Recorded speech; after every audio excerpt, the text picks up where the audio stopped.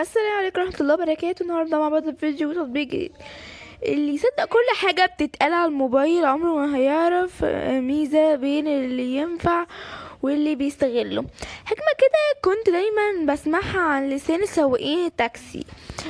بس خليني أسألك سؤال صريح من الأول، هو كل التطبيقات اللي بتقول هنسرع الموبايلات وهننضفها وهنخليها أقوى فعلا بتعمل كده، ولا فيها حاجات مستخبية ورا الكواليس؟ استنى معايا آخر الفيديو أقولك الإجابة دي، ومش كل الناس بتحب تسمعها. خلينا النهاردة نتكلم عن تطبيق كلاي ماس برو. واحد من التطبيقات اللي بتظهر على نفسها أداة لتحسين أداء الموبايل وتنضفه وتخليه أسرع، وفكرته بسيطة جدا، بيديك إحساس إن موبايلك نضيف ويتظبط بضغطة زرار. من حيث إن وظيفة التطبيق بيحاول يعرض نفسه كأداة إزالة الملفات المؤقتة وتقليل الاستهلاك الرام وتنظيم تطبيقات اللي شغالة في الخلفية، وده في أساس الحاجات ممكن فعلا تأثر على أداء الموبايل. لكن السؤال هنا، هل تأثير حقيقي فعلا وقوي ولا مجرد تحسين مؤقت؟ خلينا نتكلم واكون واضح معاك. الشركات اللي زي كده لان اغلب المستخدمين على جوجل بلاي ستور بيقولوا ان التجربة فيها شيئين: شيء ايجابي بيقول ان تحسين بسيط في الاداء، وشيء تاني بيشتكي من الاعلانات كتير جدا اللي بتظهر بشكل مبالغ فيه لدرجة ان هو بيبطئ التجربة بدل ما يحسنها ويسرعها.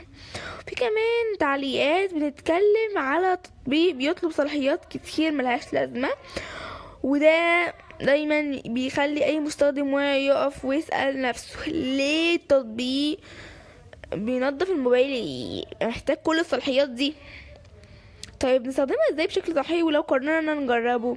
ببساطة ولو ما اعتمدش عليه على انه كحل سحري، استخدمه مرة واحدة فترة، كل فترة كده، مش كل يوم، واقفل اي صلاحيات مش ضرورية، والاهم بلاش تضغط اي تحسين سريع من غير ما تفهم هو الموبايل ايه فعلا. من ناحية الانتشار، النوع من التطبيقات دي غالبا بيشتغل على معظم الدول، لان تعتمد على الاعلانات الكتير من الشركات، ودي بيخلي متاح عالميا بدون قيود كبيرة.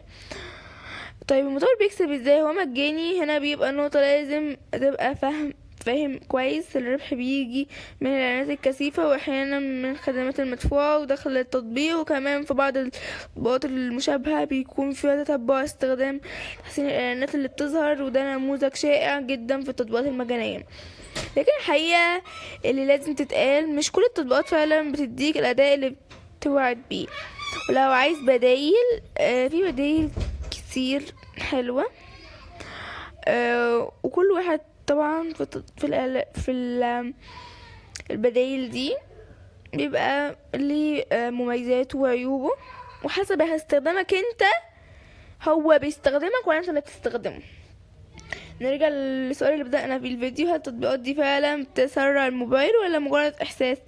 الإجابة ببساطة هي بتساعده أحيانا بشكل بسيط ومؤقت، لكن مش حل جذري. وحل حقيقي دايما في الإدارة استخدام الموبايل، مش في التطبيق واحد. لو وصلت لهنا اعرف انك من الناس اللي بتحب تفهم مش بس تستخدم. ما تنساش تعمل لايك وشارك في القناة عشان اكمل واقولك حقيقة من غير تجميل ولا دعاية. سلام يا بطل.